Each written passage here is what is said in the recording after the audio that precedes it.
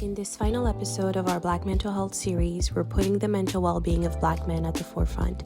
Joining us are Jalen, a mental health advocate who enriches his journey with the practice of kundalini yoga, and Micah, a university student and mental health crisis worker engaged in exploring the mental health journey of Black men. Together, they'll tackle how stereotypes affect Black men's mental health and offer practical steps for resilience and well-being. Join us for a transformative conversation that aims to inspire and empower. What I'm learning is that mental health is a very serious issue that needs to be faced by society. It very much, many things that we do in society that I've experienced addiction with, that I've witnessed other people still experiencing those same addictions, it's considered normal, when in fact it's totally misaligned with what true health is. And what it means to be happy. So overall I would say that when it comes to mental health in general, we're not really acknowledging the depth of what our mental health is. We tend to have an inclination as people to subside uncomfortable thoughts, uncomfortable emotions, uncomfortable physical sensations with any sort of distraction that we can get our hands on, whether that's related to physical pharmaceutical opiates, or consuming any form of media, or thinking negative thoughts, or gossiping, anything that'll really take us away from the present moment is a detriment to our mental health. My name's Micah, and I would definitely say that in my personal life I've experienced a lot of the Black men within my life have faced pretty severe addictions.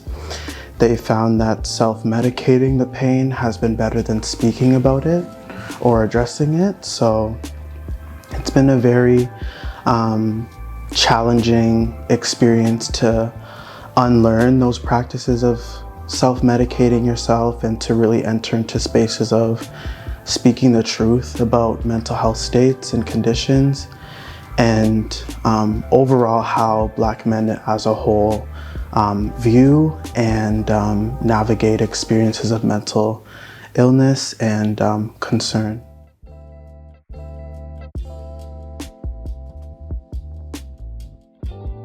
I would say that as a whole, if we look in the ways in which men are socialized within these societies, there's a certain blindness to the emotion of man. So if we look at the fact that common phrases used such as like boys don't cry, or like that's a womanly thing to do, is to speak about your emotions, to have open dialogue and conversations about it. And then we add it on the extra layer of being Black on top of that. It only makes sense that the resultant is hypermasculinity and ways of diverting any sort of conversation towards adverse mental health states.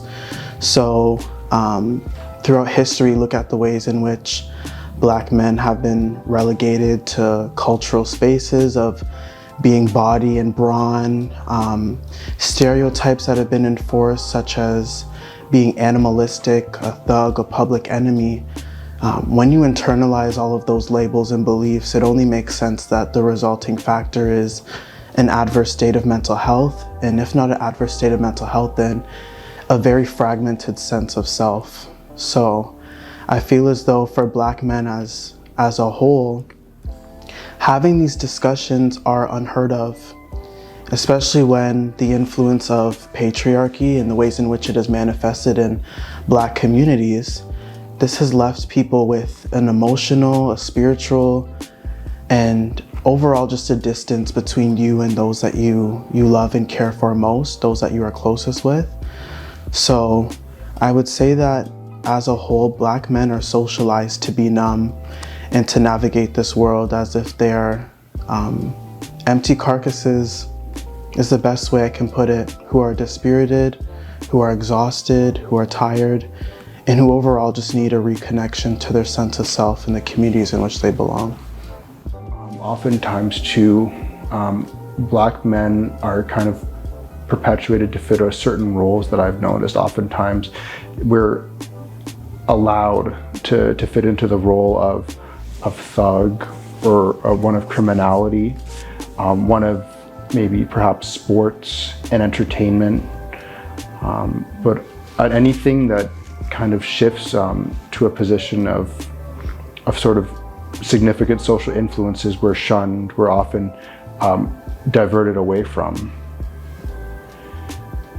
I feel strongly that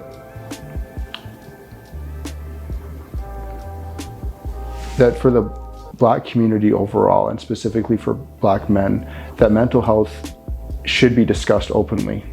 And it's really damaging when we don't allow men to express their emotions in a healthy way. And it's okay to do so, even with the challenge of being perceived as weak, being perceived as being emasculate or effeminate. If a Black man chooses to express his emotions, it's almost expected that we're supposed to be stalwart, and that we're not supposed to, and that there's a weakness in doing so, that you give up your power when and that you're not as reaching your full potential when you become vulnerable. When it's just the exact opposite. When we do become vulnerable, when we do say it's okay to cry, you're not weak, you're not weaker, it allows for the true compassion to shine through, and it allows us to be real in this reality. And then from there we can make better choices that will empower both ourselves as Black men and in the community as well. Mm-hmm. And that's something I've struggled with for a long time too, repressing my emotions, feeling that if I did so, that my male friends or other my co-workers and my classmates would consider me, would go against the belief systems that they had of what a Black man should be. But I've learned to let go of that, because I made the choice to prioritize my mental health and my internal well-being over what other people were expected of me in terms of perception and belief systems. Wow. Yeah, I can also speak to how Black men often have this sense of exacerbated stoicism to them, like being able to really be one with your emotions and to understand what it's like to put voice and words to the emotions you feel is incredibly important, because when, as a Black man, you're socialized to only be allowed to express emotions such as anger, this often leads to and perpetuates the idea of Black men being led outside of being able to attain levels for themselves, whether that be in the realm of education, in their careers even, and it leads them to prisons, because they were socialized to know that the only way you can express your emotions is through violence and anger. And if we look at it in the grand scheme of things, like as of now, there's currently more Black men incarcerated today than there were enslaved Black people imported to North America from Africa. Like, if that isn't striking to you, then I don't know what really is. Black men are truly in a state of danger. Like, there's truly a danger of Black men's mental health right now today. Like, the statistics of Black men's suicides, because they know that if they are to show any sort of emotion, that they will face harsh stigmas, they'll be judged, they'll be emasculated and treated as if they're feminine for doing so. Like, until we're able to really dismantle these beliefs and recenter what it means to be a Black man today, then we truly can't progress. I feel we've ancestrally been in a very large cycle of trauma, with slavery, segregation, the violence that really doesn't really get talked about or gets whitewashed. And oftentimes that trauma gets transferred over to generation, unconsciously, until a person in that lineage makes the choice to disrupt that pattern. I definitely feel that even in my own experience as well, perhaps because we've faced so much trauma as a people, it's instinctual that we perhaps have to put up more of a defensive posture all the time in default mode to get along and to get through the day in today's society. And perhaps that's a big detriment and a big obstacle specifically for Black men, because we have that ancestral pattern still lingering within our DNA, within our bodies, to be hyper defensive almost, and to not show emotion at all, as if we do, there might be the threat of death or serious violence, which is not true today.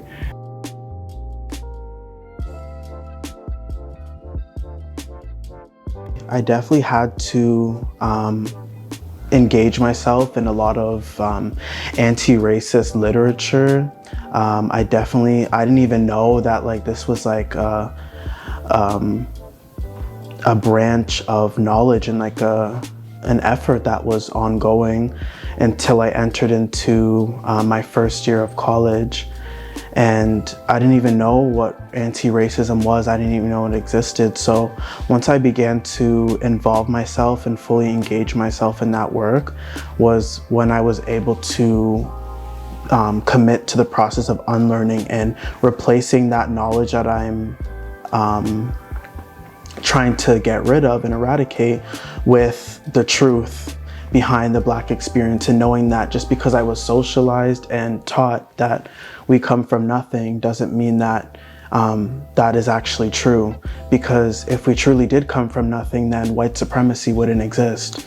White people wouldn't be continually appropriating our cultures, our identities, our power, trying to keep us at the lower margins of society. So I really had to enter into a space of knowing the beauty of Blackness and the power of Black people, in the fact that there's no coincidence that we've been able to overcome and to be resilient up until now, despite continual and effortful attempts to erase our people, to utilize genocides, both on paper and physically, of our people, of our cultures, of our histories, our traditions, because that's what they want to do, is alienate Black people from themselves. So I would say something that I've utilized myself in a strategy that I've used is definitely engaging and being fully committed to education, not only just within the context of my university education, but even like personal study, like looking into areas of knowledge that like isn't taught in schools, certain areas of knowledge that are hidden, historical truths that aren't being told. So once I began to engage in that unlearning, I feel like I was able to address and combat a lot of the stereotypes that I once believed about myself and my people, and begin to engage in effortful and truthful learning.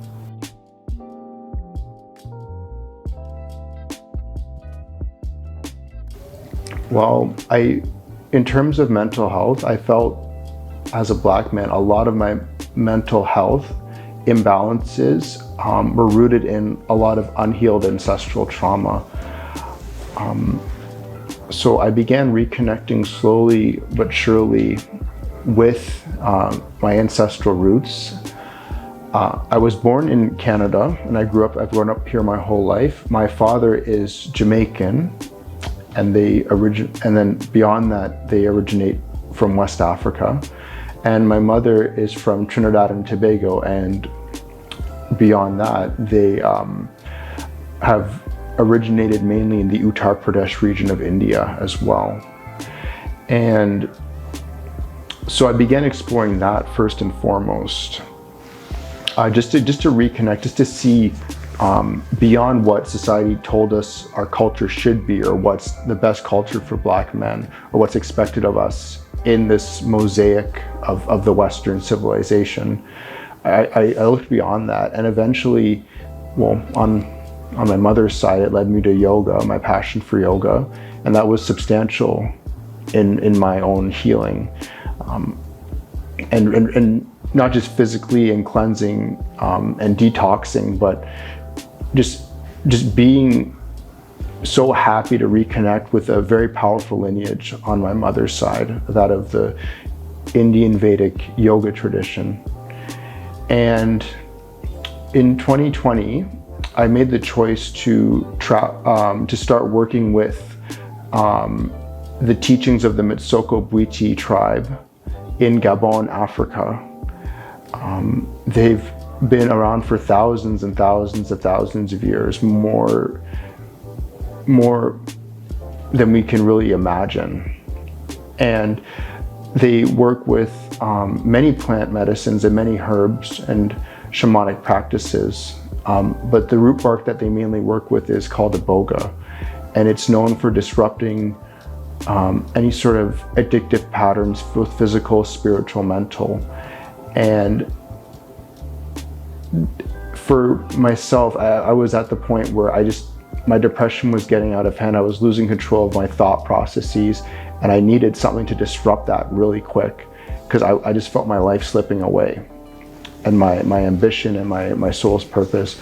And iboga did heal that substantially, and most importantly, it really reconnected me with my ancestors as well. So I got the healing that I needed, but I also got a deep spiritual connection to the motherland. As a Black man, that's something that's never really thought of as a community, as a Black community. It's sometimes we kind of keep to what the Western civilization, how that operates, or maybe even as someone with Caribbean ancestors, we kind of keep to those stereotypes as well. So really connecting deeper to the motherland, to Africa, was very, very substantially transformational for my mental health and my emotional health as a Black man. Kundalini yoga specifically is a yoga that really has a plethora of techniques with utilizing the breath and specific breath practices, and most importantly, the awareness of the breath, to activate the dormant life force that is within us, that does basically direct our lives.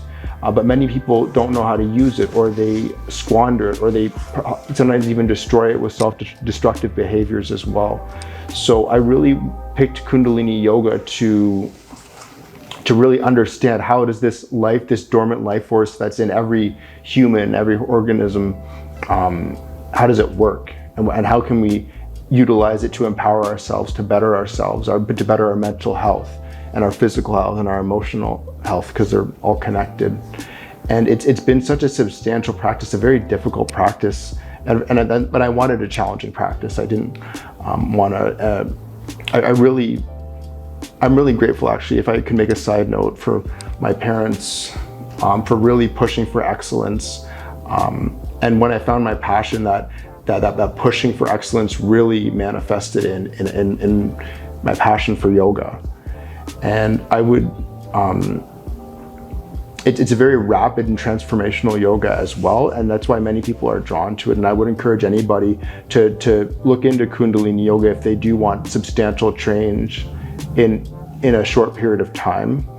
And I can share a brief technique that we can do, and it's really helped me, allowed me to balance my mental health when my thoughts get out of control, when tough emotions come up, either from an external trigger or even just me sitting with myself in silence.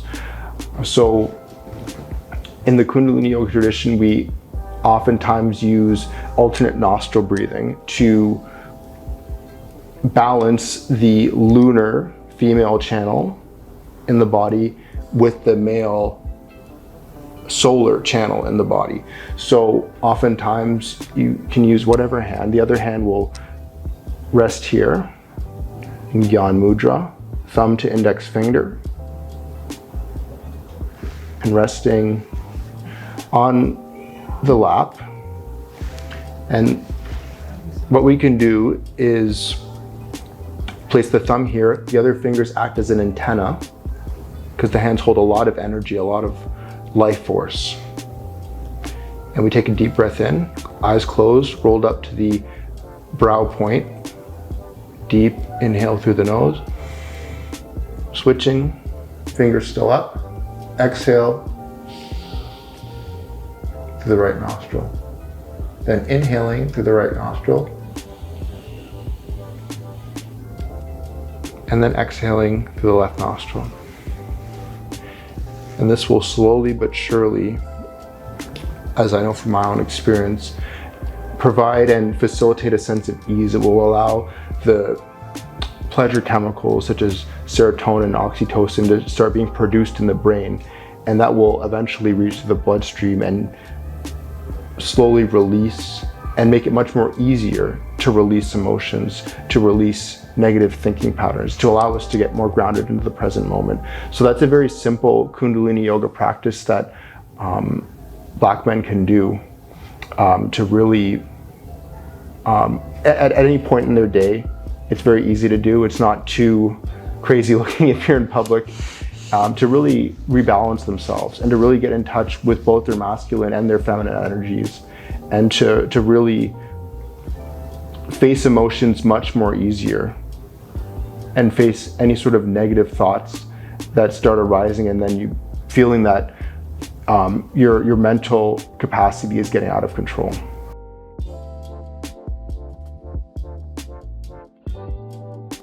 Don't be afraid to enter into the level of truth-telling that is needed to unlock the opportunities for mental health help.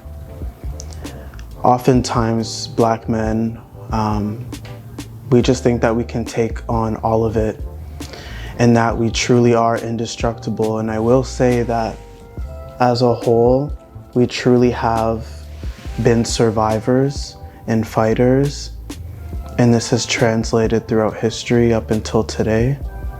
But it's time for us to put the fight down and begin to restore and recover ourselves, and to be able to enter into spaces with a more loving posture and just have a deeper emotional understanding of not only what it is that you're going through, but having that fellowship and connection amongst other Black men in the community.